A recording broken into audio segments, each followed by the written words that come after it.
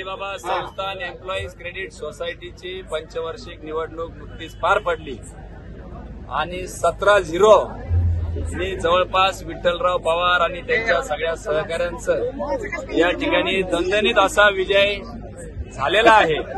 त्याबद्दल सर्वप्रथम मी सगळ्या विजयी उमेदवारांना तसेच आपल्या न्याय हक्कासाठी स्वाभिमानाने उभे राहिलेल्या सगळ्या सभासदांचं मी खूप खूप अभिनंदन करतो, त्यांचा आभार व्यक्त करतो। त्याच पद्धतीने खरं तर हा सर्वसामान्य कर्मचाऱ्यांचा विजय आहे। हा दहशती विरुद्ध उठवलेल्या अन्यायाविरुद्ध उठवलेल्या आवाजाचा विजय आहे। हा दडपशाही करून 598 लोकांवर अन्याय करणाऱ्यांच्या विरोधात उठाव झाल्याचा विजय आहे। हा अनुगंधी कारभार चालू असलेल्या कार्यपद्धतीवरचा विजय आहे।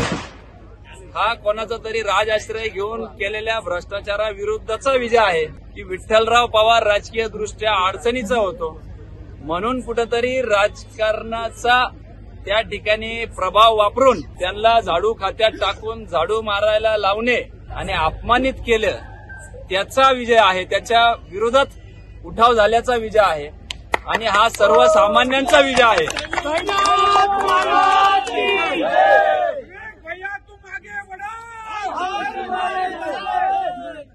आणि निश्चितपणाने यांनी जे चुकीच्या लोकांना राजआश्रय देत होते यांच्यासाठी हा एक मोठा धडा आहे।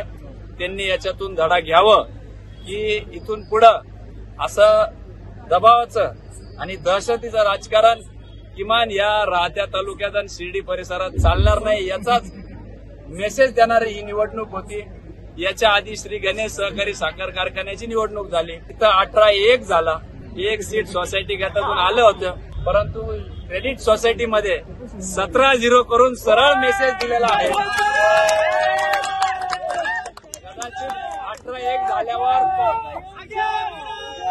कदाचित 18-1 झाल्यावर निरोप व्यवस्थित गेला नाही का काय, म्हणून या मंडळीने 17-0 करून स्पष्ट पद्धतीने त्या ठिकाणी निरोप दिलेला आहे।